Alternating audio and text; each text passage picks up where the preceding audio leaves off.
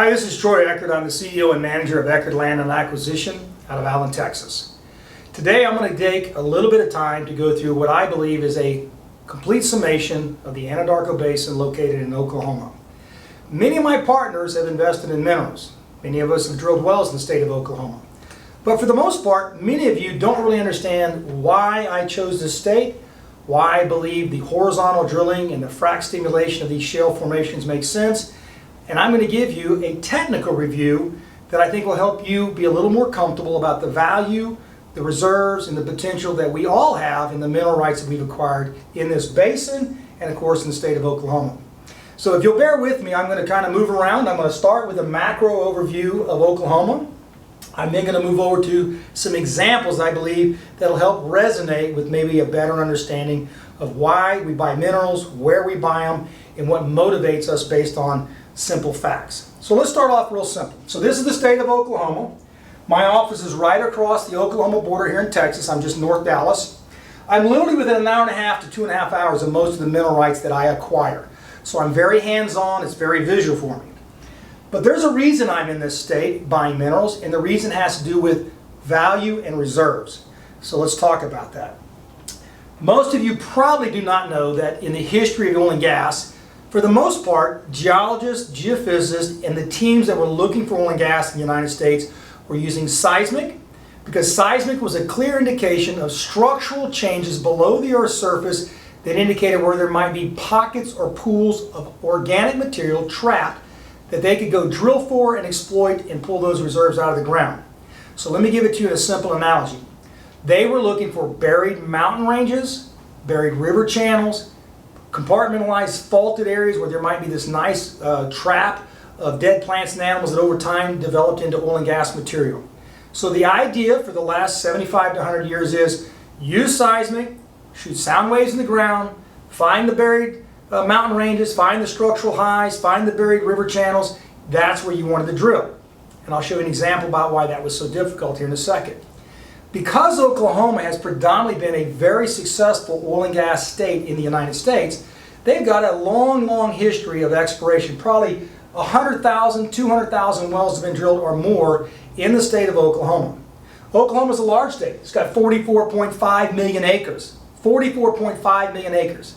But out of that 44.5 million acres that encompass the state, maybe there's only 10 million, maybe 25% of those acres truly have geological deposits that contain oil and gas in commercial quantities that we would want to own mineral rights in. So let's talk about what happened. So you may be able to see this chart, clear, maybe not. So I'm going to point out a few things on here. There's some light red lines that you'll see all over the map. Those are known, mapped, and tracked faults.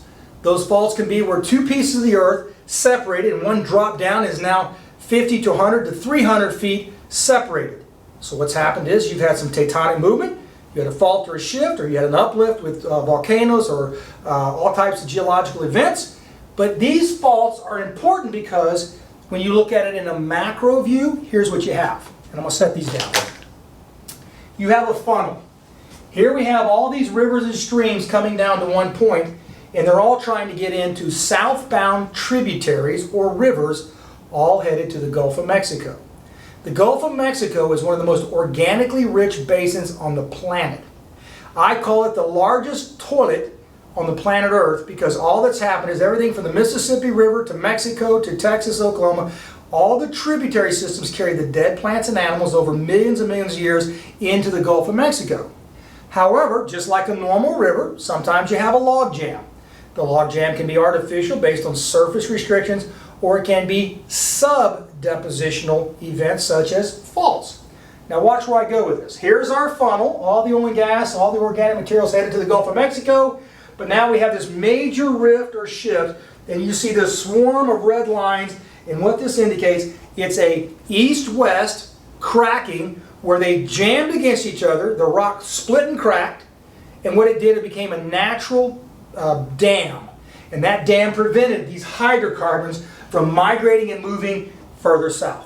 Now, that set up two large buried Grand Canyons, today's Grand Canyons. One is called the Anadarko Basin, and here we go.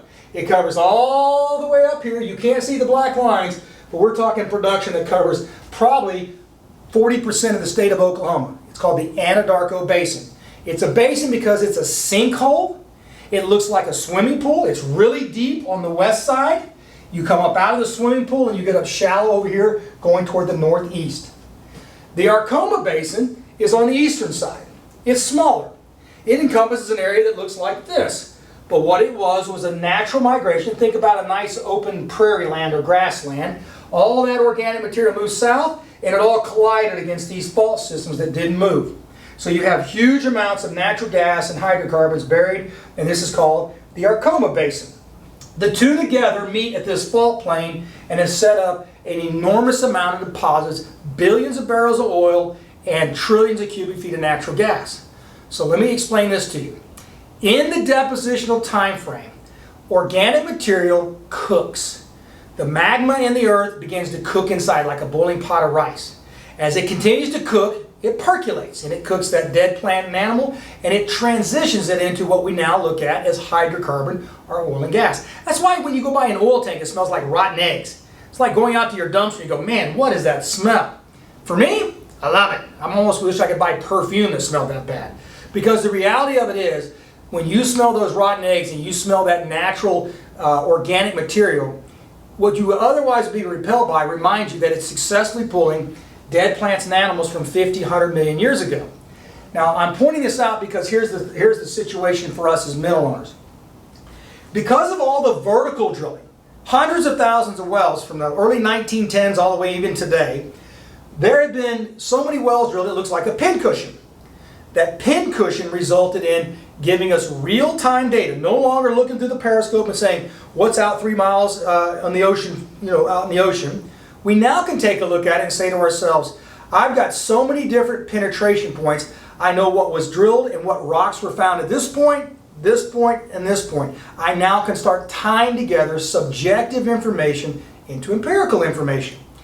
The old vertical wells laid a roadmap for horizontal drilling and a roadmap for shale development in the shale beds that were also deposited in these basins but have never been thought to be commercially productive.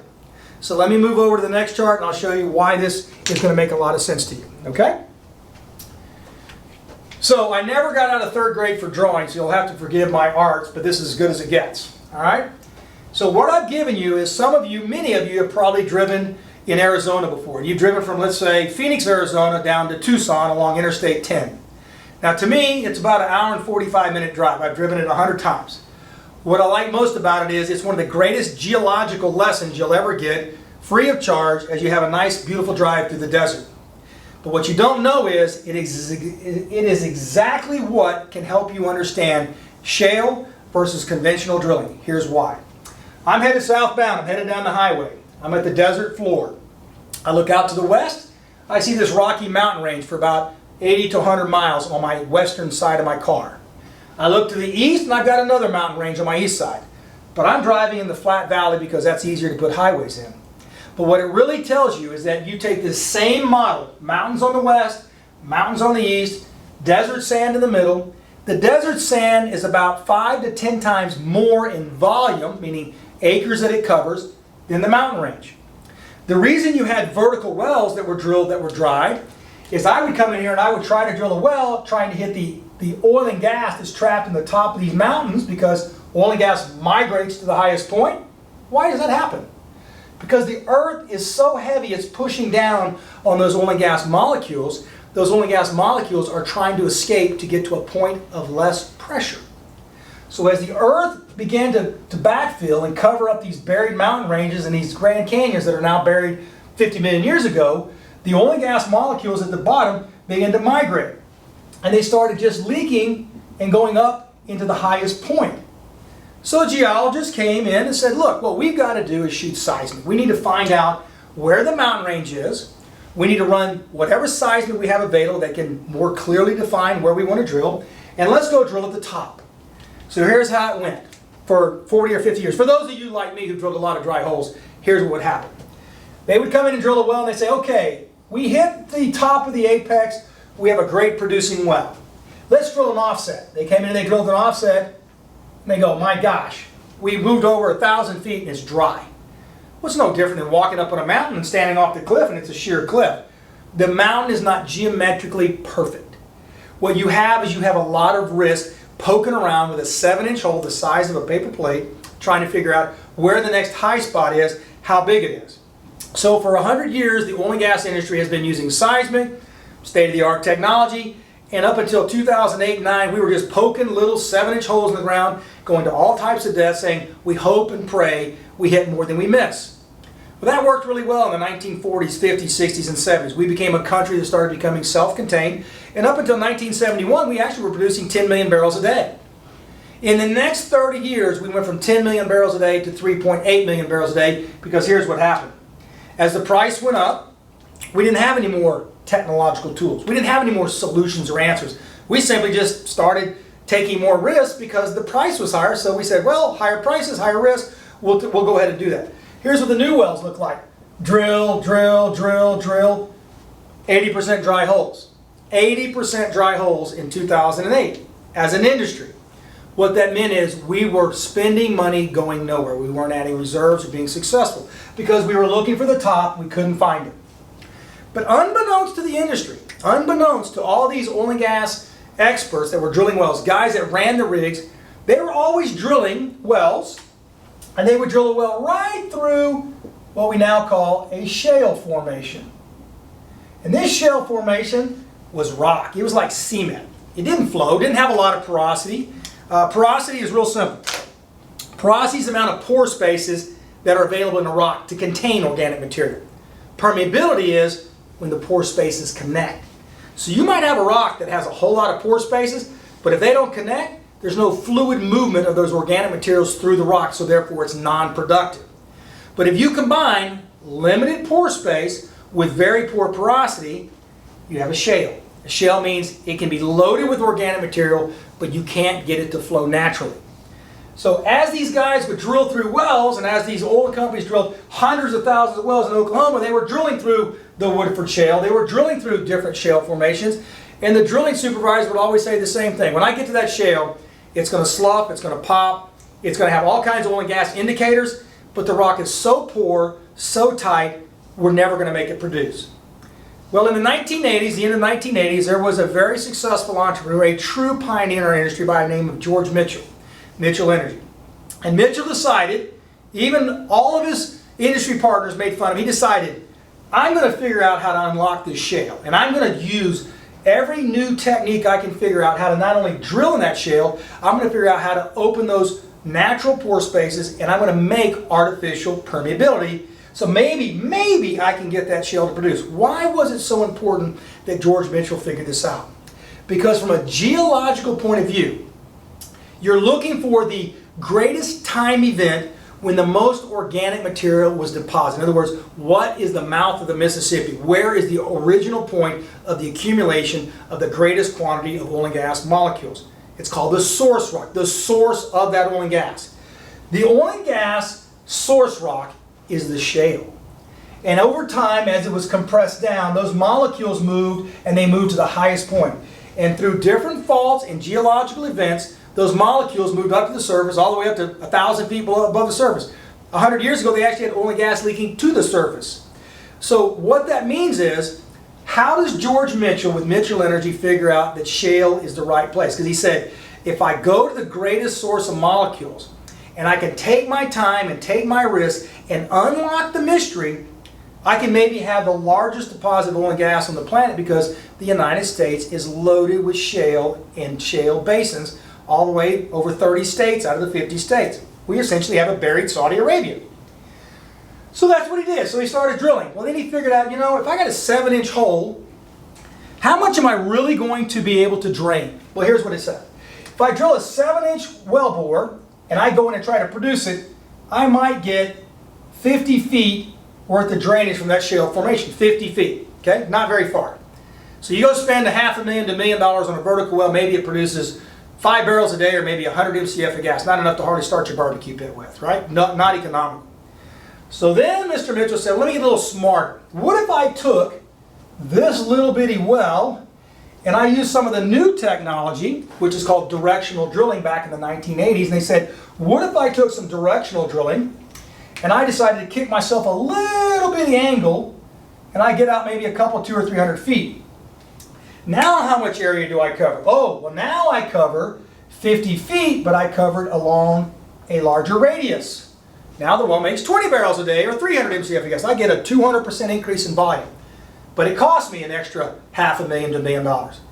So over time, with technology, with software, they finally figured it out and they said, wait a minute, what if our technology gives us the ability to now drill a horizontal well, and now we can go down and build a curve and we can go out 1 or 2 miles. What if we can go 1 to 2 miles? Get in your car, drive down the highway 1 mile. 7-inch wellbore, 1 mile. No, but now we're going 2 miles. The longest horizontal well, I believe, was drilled by Russia was 7.5 miles horizontal. Due to triangulation and GPS and satellites, and the fact they now are putting motherboards behind the drill bit inside these wells, they've gone from just guessing how to stay in the formation to now they can, within 2 or 3 feet, stay in the formation for 2 miles in the ground, because they have triangulation from GPS satellites all over the world in outer space. It's become that exact. So we take Mr. Mitchell, who successfully says, here's how you drill shale, it is the source rock, we need to go horizontal, we need to go directional, and he turns around and sells out, I believe in 2001 or 2, for $4 billion. I'd call that a nice payday. But essentially, Mr. Mitchell became the father of invention when it comes to shale. So let's talk about you, me, and the technology and what it means for us, okay? So when I think about the state of Oklahoma, 44.5 million acres, probably 25% has oil and gas within the basins that I want to go. I've eliminated one key thing that results in a second key thing. I no longer have to hire a geologist who's going to tell me out of 36 sections of land, almost 40,000 acres, can you tell me where to put that 7-inch paper plate? And can I get that driller not to deviate the hole? I don't want it going too far away. I want to go straight down, and I hope at 7,000 feet I'm able to hit the top of this mountain, because if I move over 400 feet I get a dry hole. We've eliminated essentially the main use of a geologist, because we clearly have defined where the oil and gas is buried, because we got tens of hundreds of thousands of wells that were already drilled and they already said, here's what's at. Like the game of Battleship. If I put enough pins out by process of elimination, I can tell you where your battleship is, right? We have had that happen for 75 to 100 years in Oklahoma. So now the major oil companies, the Exxons, the Continental, the Oventivs, the Derbys, the people that we buy minerals under, they said, look, let's take all this old data. We have acquired so many companies, we now have this entire library of well bores and well logs and core samples and details. We know where the mountains are, but we didn't know that the valley was productive. I'll give you one example.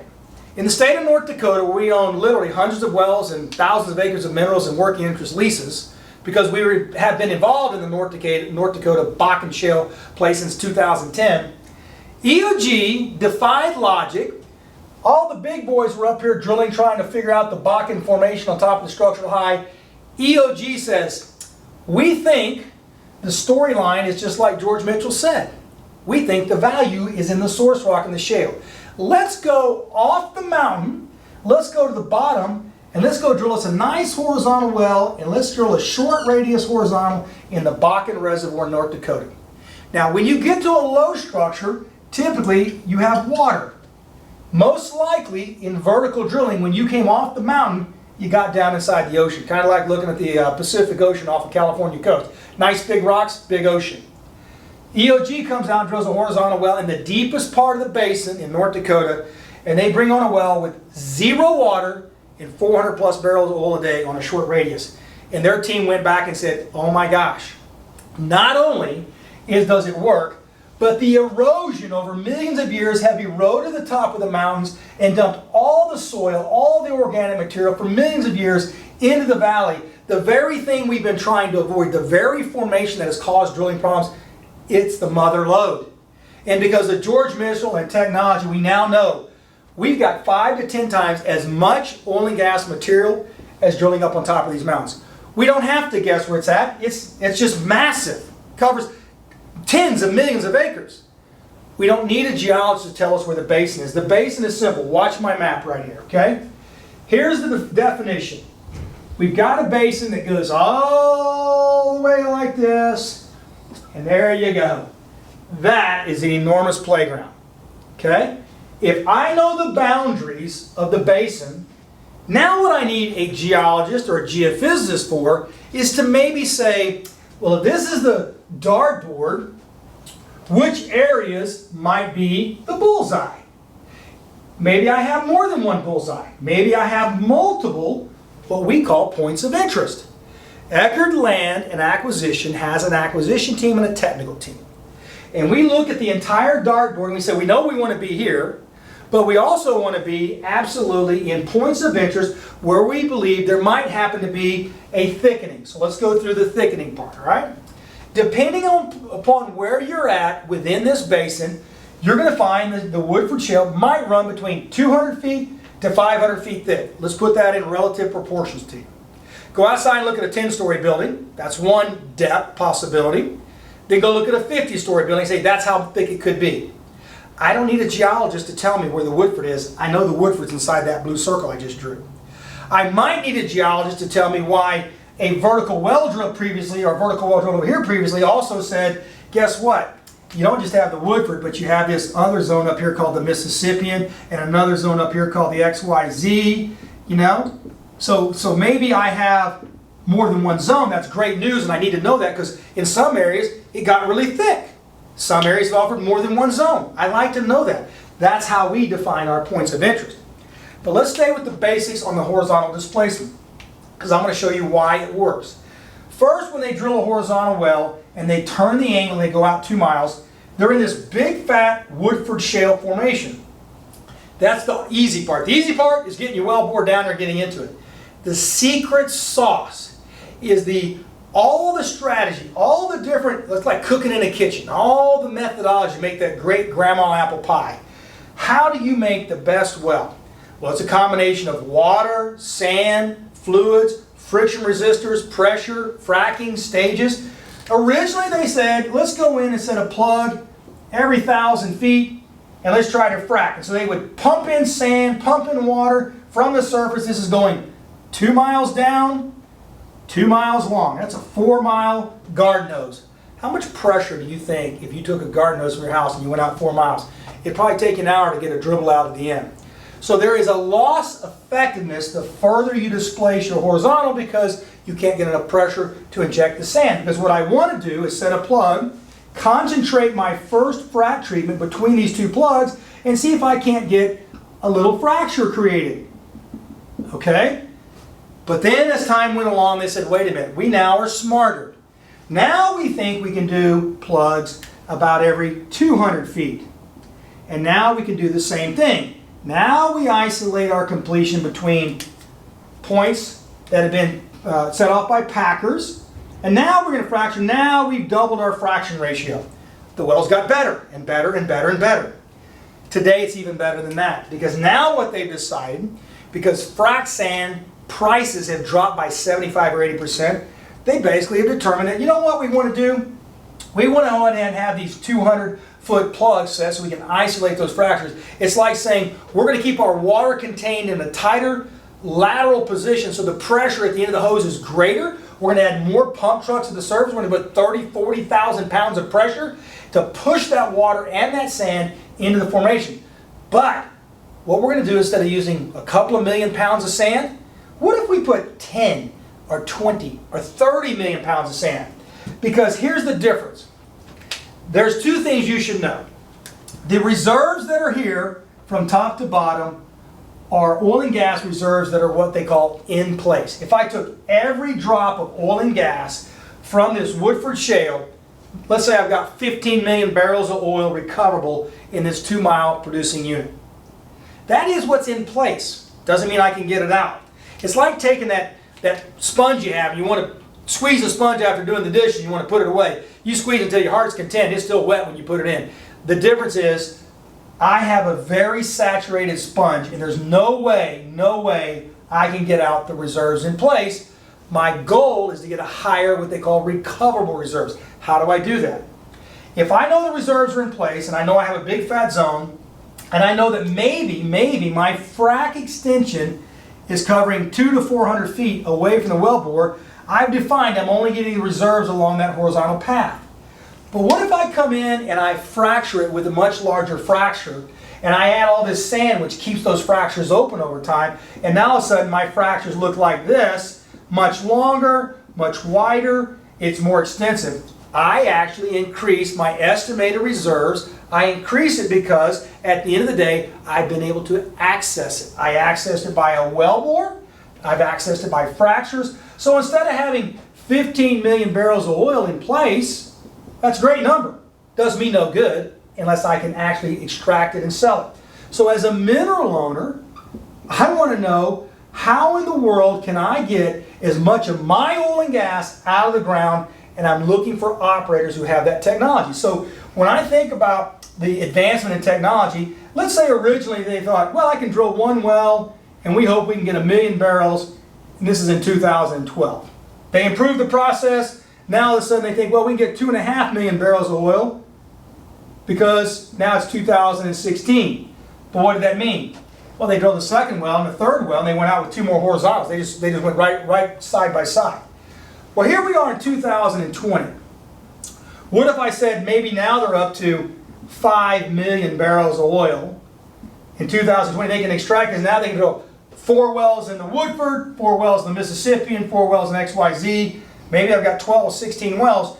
But effectively what's happened is that 3 things have really made a difference in the oil and gas industry from a technical point of view. We're taking 100 years of history and billions of dollars of exploration vertically to define where the shale exists. It's not in the highs, it's in the lows. We also looked at all the faulting and we said, we have a beautiful lake of oil and we got this enormous dam on the southern edge that's trapped it for us. We now know exactly what we're doing with regard to finding the oil and gas.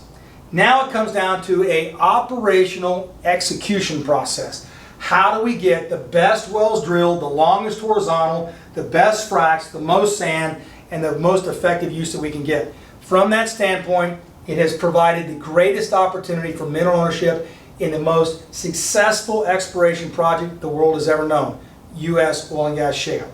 I hope this has been helpful. I hope you have been entertained with my drawings, but more importantly is, I can't even begin to tell you the next 2 hours that I could share with you the technical details. I won't do that. I will tell you that I'm Troy Eckard with Eckard Land and Acquisition. I love what I do. This is an opportunity of a lifetime, and I hope this helps you a little more understand exactly what it is we're pursuing. Thanks again.